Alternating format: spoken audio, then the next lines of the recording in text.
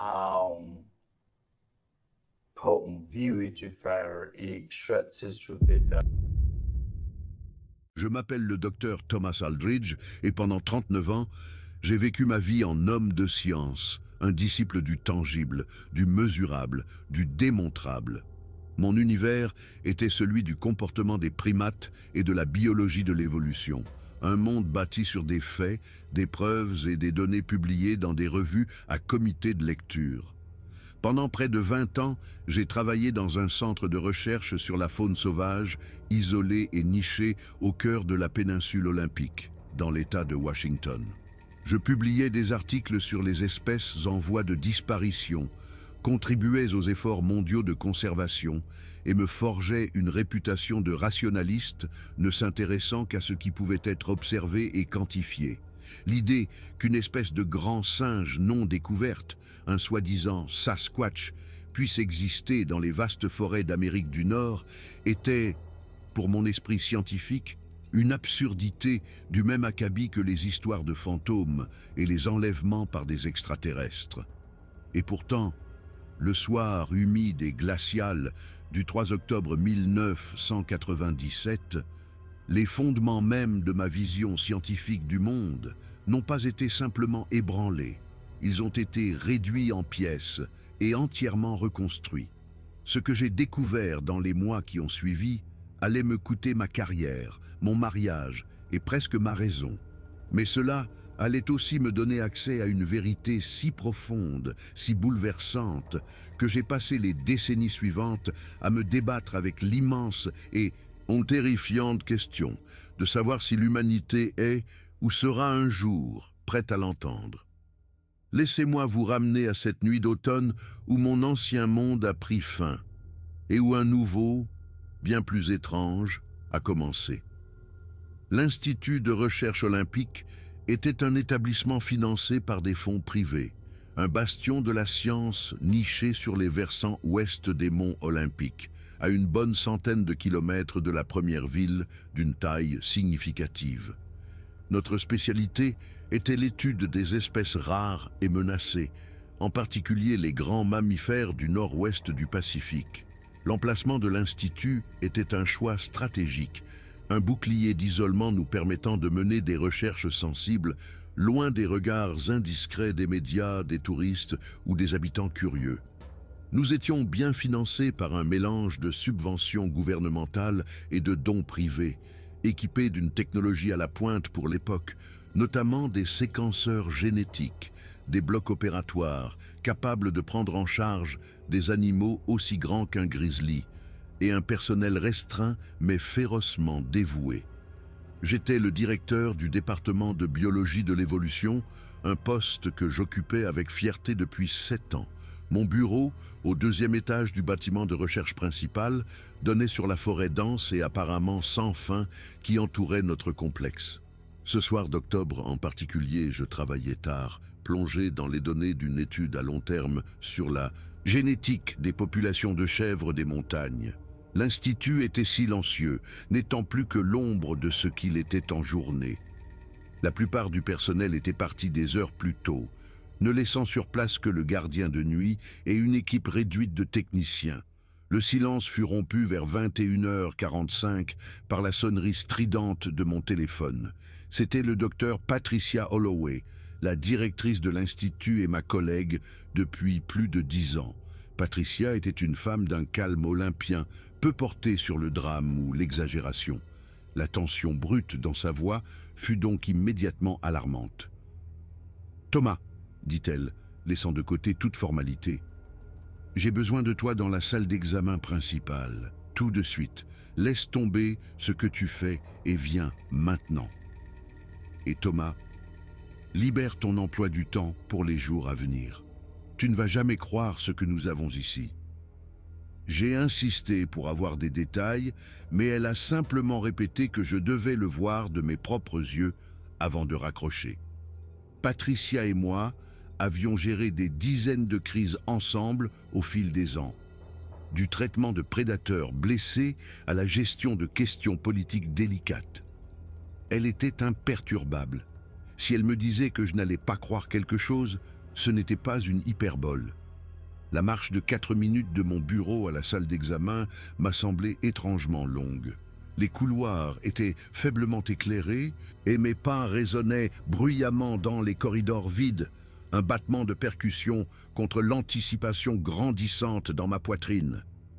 Quand j'ai poussé les portes battantes de la salle d'examen principale, je me suis arrêté si brusquement que j'ai failli trébucher.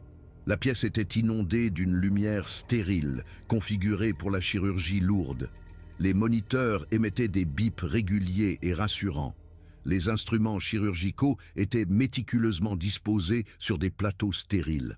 Mais c'est la silhouette sur la table d'examen centrale qui m'a coupé le souffle et a forcé mon esprit rationnel à se démener pour comprendre ce que mes yeux voyaient. Elle était énorme, mesurant facilement près de 2,50 m de long, couverte d'une fourrure épaisse, brun foncé, emmêlée de sang et d'aiguilles de pin. Les proportions ne correspondaient à aucun primate connu. Les bras étaient incroyablement longs, les jambes massivement musclées.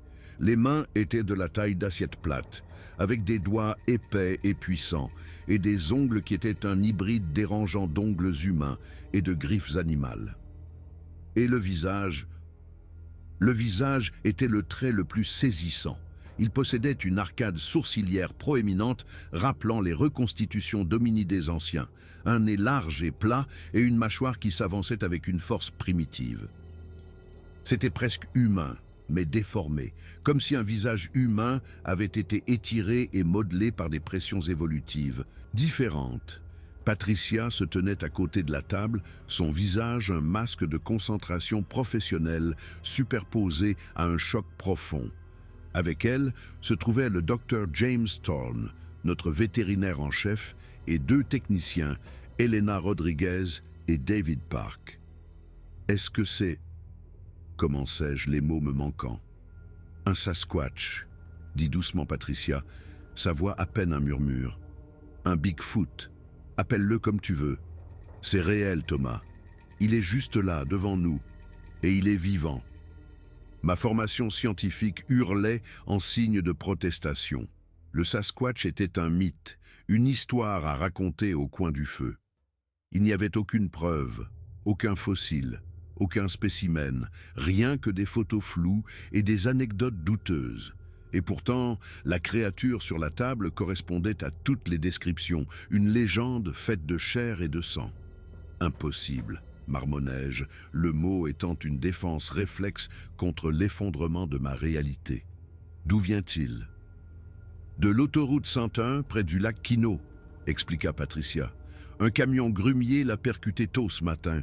Le chauffeur a signalé avoir heurté un gros ours, mais quand les agents du Fish and Wildlife sont arrivés, ils ont réalisé que c'était tout autre chose. Ils l'ont amené ici parce que nous avons les installations et la discrétion. Je m'approchai lentement de la table. Les blessures de la créature étaient graves, de nombreuses lacérations, une fracture ouverte de la jambe gauche et de probables lésions internes. « Vous avez commencé le traitement, observai-je. Nous n'avions pas le choix, dit James Thorne. Il entrait en état de choc. Nous l'avons stabilisé pour le moment. Mais Thomas, nous devons savoir à quoi nous avons affaire. Est-ce un grand singe inconnu, une anomalie génétique? Nous avons besoin de ton expertise. Pendant l'heure qui suivit, j'ai fonctionné en pilote automatique, mes années de formation prenant le dessus. J'ai prélevé des échantillons de poils, des biopsies de peau et des prises de sang, pendant que James et son équipe géraient les besoins médicaux de la créature. Celle-ci restait inconsciente, sous sédatif, pour permettre à l'équipe de travailler. Je dois passer ça au séquenceur, dis-je finalement. Résultat d'ici demain matin. D'ici là, aucune spéculation. Confidentialité absolue, rappela Patricia à tout le monde. Rien ne sort de cet établissement. Si l'information fuite, nous serons submergés. Toute chance d'étude scientifique digne de ce nom sera anéantie. Nous avions tous compris. La créature deviendrait un spectacle, pas un sujet de recherche. J'ai emporté mes échantillons au laboratoire de génétique, la routine familière étant un baume apaisant pour mes nerfs à vif. Pendant que le séquenceur faisait sa magie, je suis retourné dans la salle d'examen. James avait terminé l'opération. La jambe de la créature était dans un plâtre, ses blessures pansées, ses signes vitaux stables. J'ai tiré une chaise et je l'ai simplement regardé respirer, sa poitrine massive se soulevant et s'abaissant. Je me suis surpris à m'interroger sur sa vie, sa famille, sa place dans le monde. Je dois m'être assoupi, car je fus réveillé en sursaut par un bip strident des moniteurs. Le rythme cardiaque de la créature s'emballait. Avant que je puisse appeler James, ses yeux se sont ouverts. Et puis, il s'est produit quelque chose qui défiait tous les paradigmes biologiques que j'avais jamais appris. La créature m'a regardé droit dans les yeux, et dans son regard, il y avait quelque chose que j'ai reconnu instantanément et sans l'ombre d'un doute. De l'intelligence. Pas la simple conscience d'un animal, mais une intelligence consciente, réfléchie, qui m'évaluait tout comme je l'évaluais. Nous nous sommes fixés pendant ce qui a semblé une éternité. Il a émis un son grave et résonnant, presque comme une question. J'ai parlé sans réfléchir, ma voix calme. « Tout va bien, vous êtes en sécurité ici. Nous essayons de vous aider. » La créature pencha la tête, puis elle leva son bras valide et désigna le plâtre sur sa jambe. Puis elle me désigna. Le geste était sans équivoque. « C'est vous qui avez fait ça ?»« Oui, » murmurai-je. « Nous avons immobilisé votre jambe. Elle était cassée. » Il étudia le plâtre, puis me regarda à nouveau et hocha la tête. Un hochement de tête clair, délibéré, qui témoignait de sa compréhension. Ce n'était pas seulement un primate inconnu. C'était un être pensant, doué de raison. Les implications étaient vertigineuses. J'ai appelé Patricia et James. Alors qu'ils arrivaient, la créature, observant notre discussion chuchotée et frénétique, ouvrit la bouche et produisit une série de sons structurés et rythmés, non pas des vocalisations aléatoires, mais un langage. « Il a un langage », dis-je, la prise de conscience étant un choc physique. Son anatomie vocale est simplement différente. La créature émit un bruit de frustration. Elle désigna sa gorge et secoua la tête, puis désigna ses oreilles, hocha la tête et désigna ma bouche. « Je peux vous comprendre, mais je ne peux pas prononcer vos mots. » Mon beeper vibra.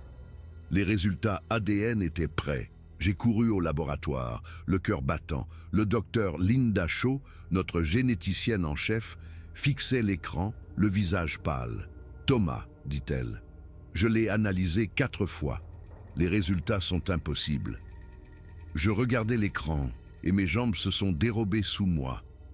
Le génome de la créature était identique à 98,6% à l'ADN humain, plus proche que celui d'un chimpanzé. Mais ce sont les détails qui étaient vraiment choquants. « Regarde le chromosome 2, » dit Linda, la voix tremblante. Il montre le même événement de fusion qui distingue les humains des autres grands singes. Ce n'est pas une évolution parallèle. Et ces gènes, fis-je en faisant défiler l'écran la voix rauque, FOXP2, le gène du langage, ASPM, pour le développement du cerveau. Ils ne sont pas seulement présents, ce sont des gènes spécifiquement humains et pleinement fonctionnels. La conclusion était inéluctable. La créature dans notre salle d'examen n'était pas un singe, c'était un hominidé, un membre de notre propre lignée évolutive, une branche de la famille humaine qui avait survécu en secret. En me basant sur la divergence génétique, j'ai estimé que ces ancêtres s'étaient séparés de notre propre lignée il y a entre 50 000 et 100 000 ans. Je suis retourné dans la salle d'examen, des copies de l'analyse à la main. Ce que nous avons ici, annonçai-je au personnel rassemblé, n'est pas un cryptide, c'est un humain. Un type d'humain différent, mais un humain néanmoins. L'expression de Patricia passa de l'étonnement à la stupéfaction admirative. « Une branche survivante de l'arbre généalogique humain », murmura-t-elle. « Thomas, c'est la découverte biologique la plus importante de l'histoire. » La créature nous observait, ses yeux sombres semblant comprendre la gravité de notre découverte. Je m'assis, lui faisant face. « Vous comprenez de quoi nous discutons, n'est-ce pas ?» Il hocha la tête, lentement, solennellement. Au cours des jours suivants, nous avons établi un système de communication plus complexe. David, qui avait étudié la langue des signes américaine, a adapté des signes que la créature a appris avec une vitesse étonnante. Son nom, nous l'avons appris, était une vocalisation complexe que nous ne pouvions pas reproduire. J'ai commencé à le considérer comme le patient. Le patient était un mâle d'âge moyen, et il avait une compagne et 2 jeunes enfants qui l'attendaient dans la nature profonde. Il avait été séparé d'eux en s'aventurant trop près de l'autoroute. La terreur et le chagrin dans ses yeux, alors qu'il transmettait cela, étaient d'une humanité déchirante. À travers des signes et des dessins, le patient a partagé l'histoire de son peuple. Une histoire qui réécrivait la préhistoire humaine. Ils s'appelaient le peuple caché. Ils avaient été plus nombreux autrefois, mais à mesure que le Homo sapiens s'est étendu, ils ont été repoussés dans des territoires de plus en plus reculés. Les premières rencontres leur avaient appris une leçon brutale. Être découvert signifiait la mort. Il a dessiné des images d'une histoire s'étalant sur des millénaires. Les premières scènes montraient des rencontres pacifiques avec des tribus humaines. Mais au fil du temps, les dessins dépeignaient une violence croissante. Une image, datant de ce qui semblait être le milieu du XXe siècle, montrait des silhouettes en blouse blanche capturant l'un des siens, l'enfermant dans une cage, faisant des expériences sur lui, et finalement le tuant. « C'est pour ça que vous vous cachez, » dit Patricia, la voix étranglée par l'émotion. « Parce que quand nous vous trouvons, nous vous traitons comme des spécimens. » Le patient hocha la tête, le geste portant le poids de plusieurs générations de traumatisme. « Nous ne sommes pas comme ça, dis-je fermement. Nous ne vous ferons aucun mal. Quand vous serez guéri, nous vous ramènerons auprès de votre famille. » Il étudia mon visage, puis tendit la main et toucha mon bras, un geste de confiance.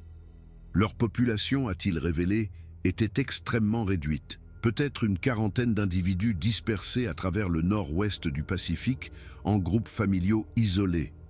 Ils étaient au bord de l'extinction. La consanguinité devenait inévitable et le développement humain empiétait sur leur dernier refuge. Je sentis mon objectivité scientifique s'éroder, remplacée par un lien profond et personnel.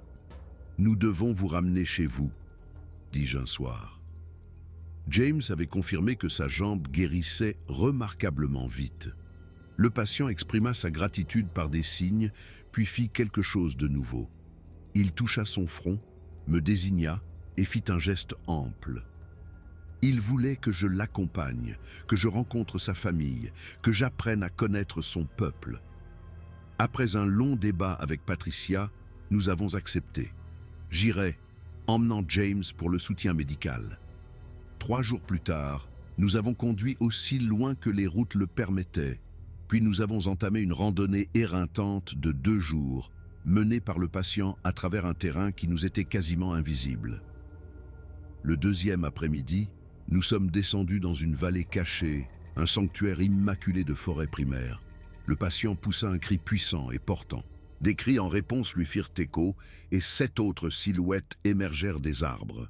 2 silhouettes plus petites, ses enfants, coururent vers lui, embrassant leur père dans des retrouvailles si profondément humaines que des larmes ont coulé sur mon visage. Sa compagne, une femelle à la fourrure rousse distinctive, s'approcha et ils se touchèrent le front dans un geste de profonde affection. Au cours des 10 jours suivants, nous avons eu un accès sans précédent à leur vie. La communauté se composait de 11 individus. Ils vivaient dans des abris tissés de matériaux naturels, utilisaient des outils simples mais efficaces et possédaient une connaissance encyclopédique de la forêt. Ils avaient une langue complexe et une riche tradition orale. Un soir, un ancien a rassemblé le groupe et, par des vocalisations et des dessins dans la terre, a raconté l'histoire de leur peuple, leur longue et lente retraite face au monde en expansion des humains. C'était un mélange de mythologie et de consignes de survie. Après cela, le patient m'a expliqué pourquoi il m'avait amené là. Son peuple savait qu'il était en train de disparaître. Avant qu'ils ne s'évanouissent, il voulait qu'une trace de leur existence survive. Il voulait que quelqu'un raconte leur histoire. Pas maintenant, dis-je, comprenant le poids de sa demande. Mais un jour, quand ce sera sans danger, je ferai en sorte que le monde sache. Lors de notre 8e jour, le patient m'a emmené dans une grotte cachée. Les murs étaient couverts de peintures anciennes dépeignant leur histoire, y compris des scènes qui m'ont profondément choqué. Des images de croisement entre son peuple et les premiers humains. Certains humains portent vos gènes, réalisai-je à voix haute, tout comme l'ADN de Néandertal. Il hocha la tête solennellement. Puis il a révélé une cachette contenant une tablette de pierre, couverte d'une forme d'écriture. Il a expliqué que c'était l'un des derniers artefacts d'une époque avant qu'il n'entre dans la clandestinité. Puis il l'a placé dans mes mains. « Je ne peux pas accepter ça, dis-je, la voix étranglée. C'est sacré pour votre peuple. » Il secoua la tête. « Si nous la gardons, elle sera perdue avec nous. Vous pouvez la sauver. Vous pouvez sauver notre histoire. » Je tenais la tablette, l'artefact le plus important de l'histoire de l'humanité. « Je la garderai en sécurité, promis-je. » Notre départ fut doux amer. Avant que nous partions, l'ancien m'a montré une nouvelle peinture dans la grotte. Elle représentait une silhouette humaine, moi, tenant la tablette de pierre et racontant leur histoire à d'autres humains, tandis que les esprits du peuple caché observaient d'en haut. De retour à l'Institut, nous avons dû faire face à un nouveau défi. Le Fish and Wildlife voulait un rapport complet. Nous savions que le secret ne pourrait pas tenir. Nous avons passé la semaine suivante à effacer systématiquement toutes les preuves matérielles. Les échantillons furent détruits, les données effacées. Nous avons rédigé un rapport délibérément trompeur, décrivant un primate rare et inconnu qui avait été soigné et relâché. Cela nous a acheté du temps. Mais je savais que ça ne durerait pas éternellement. Dans les années qui ont suivi, j'ai mené une double vie. Publiquement, j'étais un biologiste respecté. En privé, j'étais le gardien d'un secret bouleversant. Je suis devenu un expert dans l'art de démystifier les observations de Sasquatch, une trahison douloureuse que j'ai commise pour les protéger. Le poids de ce savoir pesait lourdement sur nous tous. Patricia a pris sa retraite. James a eu une crise cardiaque, à jamais hanté par ce qu'il avait vu. Les autres ont poursuivi leur chemin, portant le secret en silence. Je suis resté en contact avec le patient par des messages laissés dans une cachette. Mais un an plus tard, une expédition de cryptozoologie bien financée s'est approchée dangereusement d'un autre groupe familial. Ils n'ont rien trouvé de définitif, mais l'alerte avait été chaude. Après cela, les messages du patient ont cessé. Je suis retourné 2 fois dans la vallée. La première fois, elle était vide, tout signe d'habitation soigneusement effacé. La deuxième fois, il n'y avait absolument plus rien. Ils avaient disparu. Je ne les ai jamais revus. Je ne sais pas ce qu'il est advenu d'eux. J'ai tenu ma promesse, documentant tout, scellant le tout dans des archives sécurisées, en attendant le moment où il serait sûr de le révéler. La tablette de pierre reste cachée, connue de moi seul. Je suis un vieil homme maintenant. Plus de 25 ans ont passé. Le monde a changé. La nature sauvage se réduit et le climat se réchauffe. J'ignore si des membres du peuple caché sont encore en vie. Peut-être ne suis-je que le gardien de la mémoire d'un peuple qui n'existe plus. Mais j'ai fait une promesse. Un jour, je dirai au monde que nous n'étions pas seuls. Qu'une autre branche de notre famille vivait dans l'ombre, poussée à l'extinction non par malveillance, mais par notre simple et écrasante présence. Je suis assis dans mon bureau, la tablette de pierre sur ma table captant la lumière déclinante. C'est un testament de ce que nous avons perdu, une autre façon d'être humain, une culture, un peuple. Leur absence nous appauvrit, notre monde est plus petit. Voici leur histoire, leur héritage, préservé pour le jour où le monde sera prêt à l'entendre. Ceci est mon témoignage, souvenez-vous d'eux. Souvenez-vous que c'était des personnes. Souvenez-vous que nous sommes responsables.